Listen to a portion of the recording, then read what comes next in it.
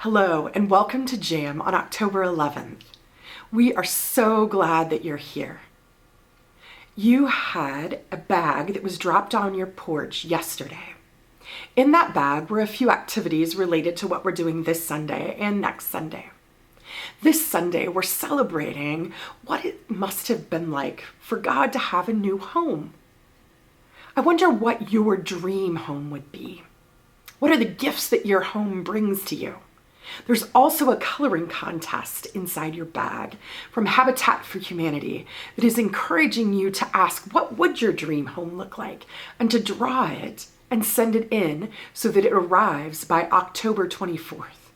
So I encourage you to take these moments and be grateful and think about what is the gift of a good home? And then ask yourself, what must it have been like to enter God's home? A tent. What would it be like to live in a tent?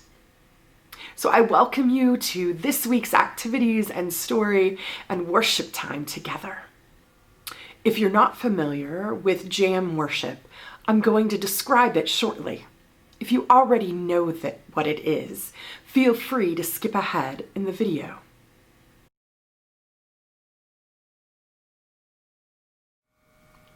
In the Children in Worship curriculum, we encourage kids and families and humans of all ages to experience the mystery and wonder of God. We do that through unique storytelling with multi-sensory materials where we listen to the story. We touch things, we speak our questions, and we see the story through different materials. This curriculum has a fourfold pattern that matches adult worship so that your bodies can sense and feel what worship is like. First, we open with a greeting. Then we invite everyone into the worship space with a call to worship. That is followed by storytelling from the Bible. And then we're invited to respond to that story. That is followed by prayer and thanksgiving. We go through this pattern each week so that our bodies sense and know what it is to move through sacred space in worship. We also tell stories that follow the overall narrative arc of the Bible. We do this each year so that kids hear it repeatedly and they can sense it and move with it. So now, I invite you to put away your devices, remove any distractions you have, and enter into the worship space with us together.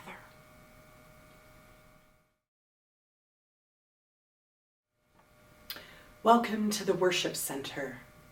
Now, the Worship Center is a special place. It's a special place for us to be with God. Now, in this place, we have all the time that we need. So we don't need to hurry. We can walk more slowly and we can talk more softly because someone might be talking to God and we don't want to disturb them. Now, in this place, we need to get ready to be with God. In our Jam classroom, we get ready to be with God by taking a few deep breaths. So join me.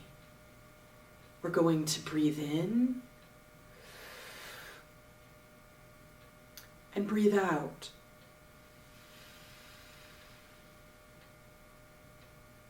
Good. Can we do it one more time? Breathe in slowly.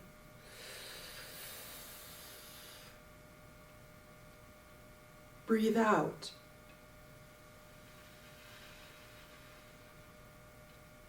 Great. Now we greet one another.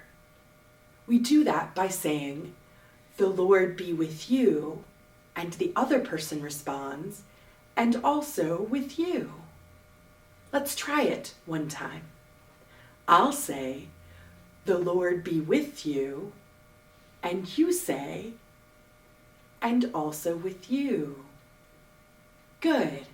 Let's try it one time again. The Lord be with you. Great. One more time.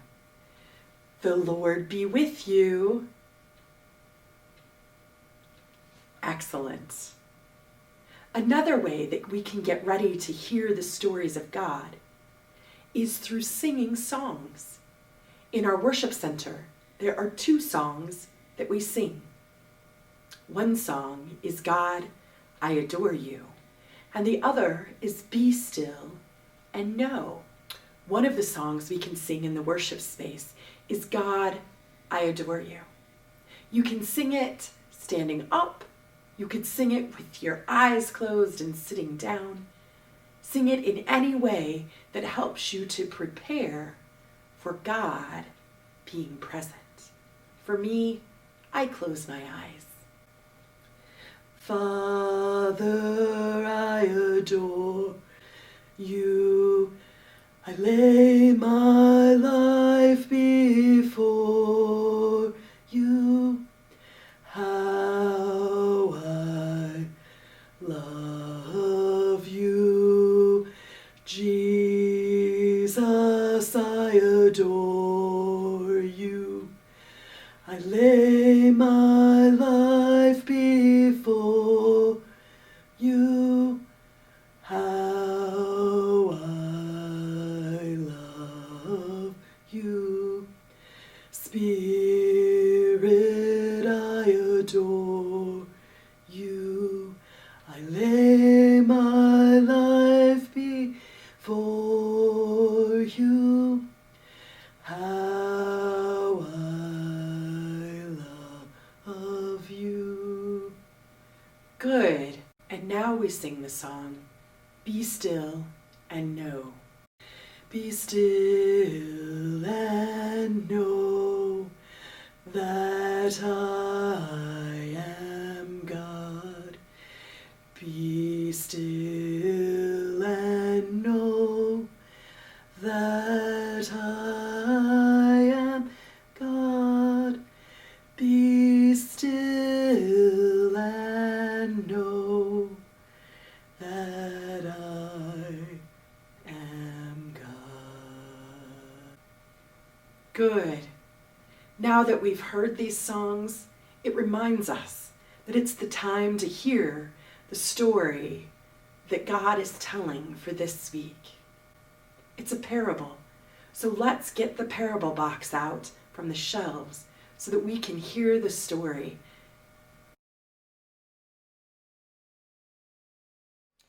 This is the desert box.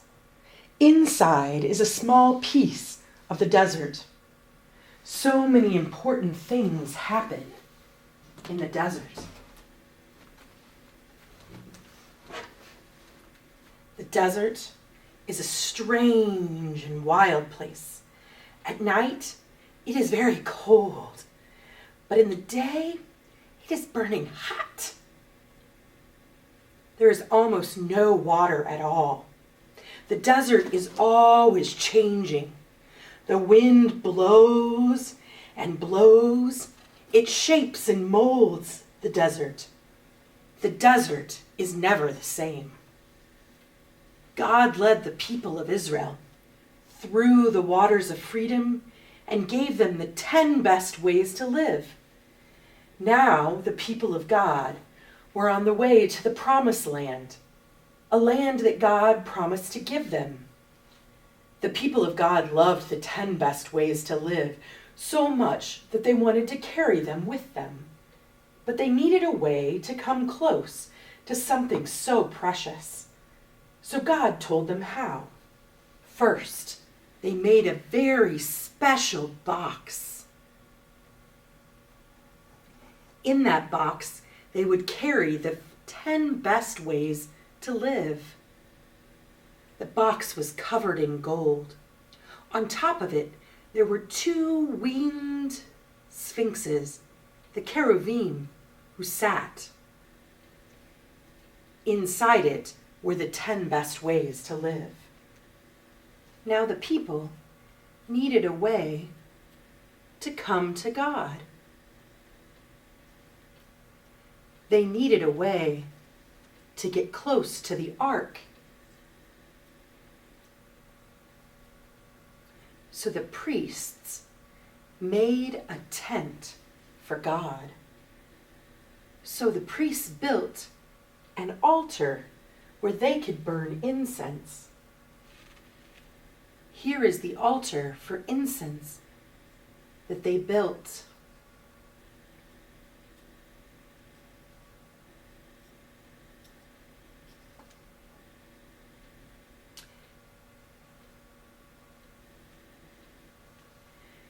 The incense made a wonderful smoke and smell that was pleasing to God. Now the priests could go through the sweet-smelling smoke to be with God. But this still wasn't precious enough. So next, they made a table with bread, a table for showbread. The table was covered in gold, and it had 12 pieces of bread, unleavened, on it each Sabbath. On the other side, they put a menorah with 7 lights to light the tent for God. Now, the priests could walk through the showbread, past the lights, past the sweet-smelling smoke, to be close to God. But all of this was still not precious enough for God. That still wasn't precious enough. So they made a tent for God. The tent had a veil on the inside, and behind that veil, they would put the ark where God was. It was a special and precious place. Now, inside the tent was the menorah, the table for showbread, the altar for sweet-smelling smoke, and the ark, which was where God was. The priest could walk into the tent, past the table with showbread, past the menorah, or the candlestick holder, past the sweet-smelling smoke from the incense altar, and go to the Holy of Holies, where the ark was, and there the priest could be near to God. Outside the tent, they made a special place where they could offer burnt offerings to God. Here, they gave the very best animals they had to God. Next, there was a great bowl, a laver, a wash basin, where the priests could wash their hands and feet before they went inside the tent, before they went between the showbread and the menorah, past the altar of incense, and into the Holy of Holies, where the ark was, to be near to God. They wanted to make the place even more special, so they covered God's tent in special fabric. Some of it was red. Then they covered God's tent in a special linen.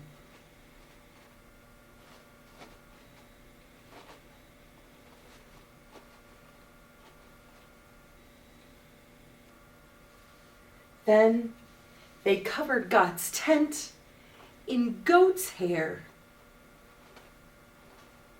It was woolly.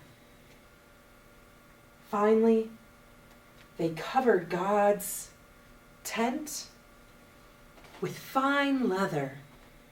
So now when people would go by, they would see the woolly and rough and hairy tent of God, and they would go on by.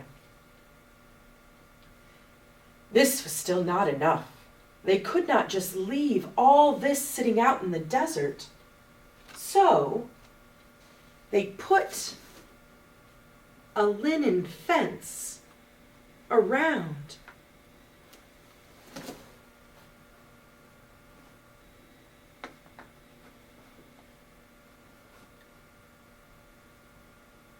God's house.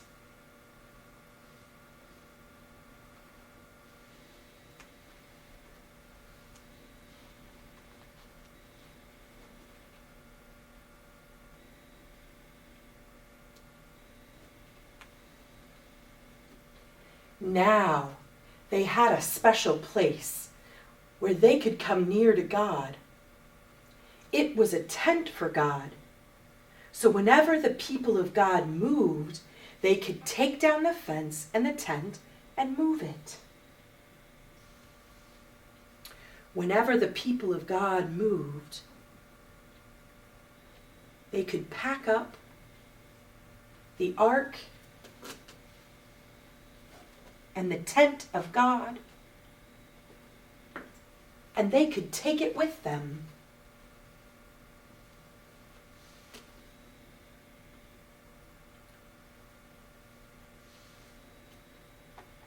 When they went across the desert, they could pack up God's tent,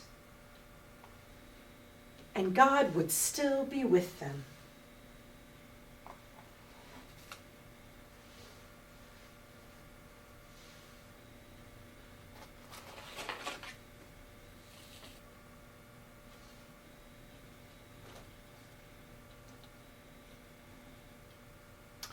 I wonder how it feels to come so near something so precious, the place where God is.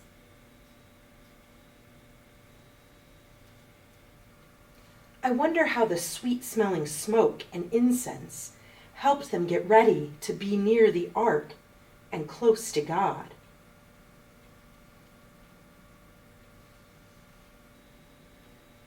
I wonder how the table of bread helped them get ready to be near to God and the ark.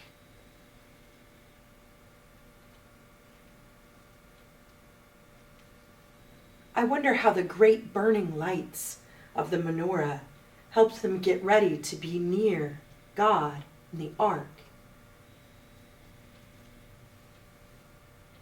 I wonder how you get ready to be close to God.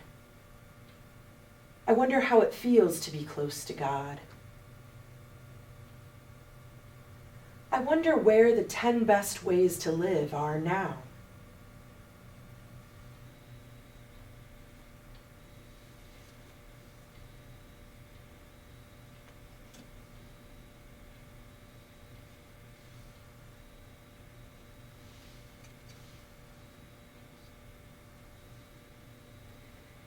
As the people of God journeyed through the promised land,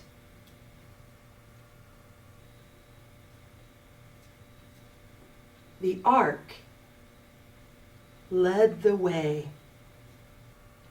But the people of God do not carry the 10 best ways to live in the ark anymore. Today, we carry the love for God and the love for people in our own hearts. You can have the love of God and love of people in your very own heart. Now that we've heard the story, it's a time for response. It's a time to make a picture or go get some materials that you have in the craft areas of your home and make something that captures how you feel about that story. So go get some materials, pause the video, and make something that lets you explore how you respond and feel. I hope you made something beautiful to remind you of the way you felt inside about that story. Now is a time of thanksgiving. After having heard the story, we now give thanks. We light this candle, the Christ candle, to remind us that God is with us when we hear the stories of God.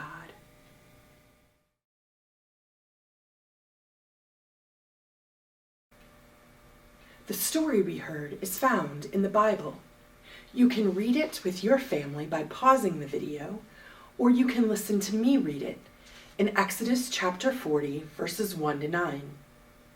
The Lord spoke to Moses, "On the first day of the first month, you shall set up the tabernacle, the tent of the ark of the covenant. You shall put in it, that tent, the ark of the covenant, and you shall screen the ark with the curtain. You shall bring in the table and arrange its setting, and you shall bring in the lampstand and set up its lamps. You shall put golden altar for incense before the ark of the covenant, and set up a screen for the entrance to the tent or the tabernacle. You shall set the altar of burnt offering before the entrance of the tent of meeting, and place the basin between the tent of meeting and the altar, and put water in it. You shall set up the court all around, and hang up the screen for the gate of the court. Then you shall take the anointing oil and anoint the tent, the tabernacle, and all its furnitures, so that it may become holy."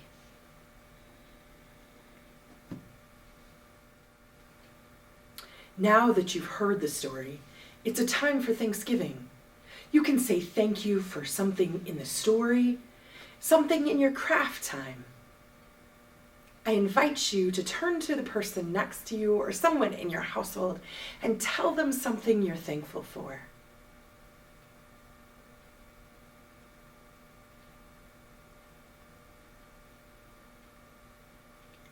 Now, we're going to say thank you to God by saying a prayer.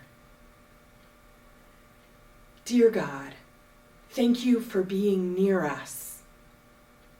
Thank you for taking the 10 best ways and putting them in our heart so that we can know how to live. I'm going to change the light now. The light of Christ's candle is in one place because Christ is present here. I'm going to move the light so that it's not in one place, here and now, but so that it can be in many places at the same time. Watch.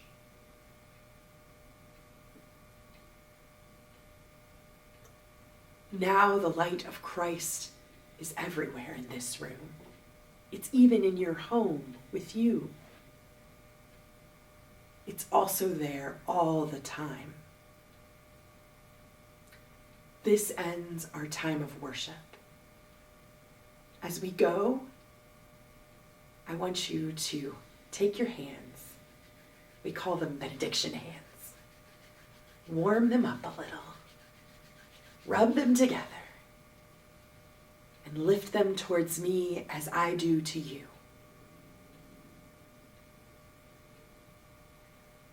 The love of God go with you wherever you go. Go in peace.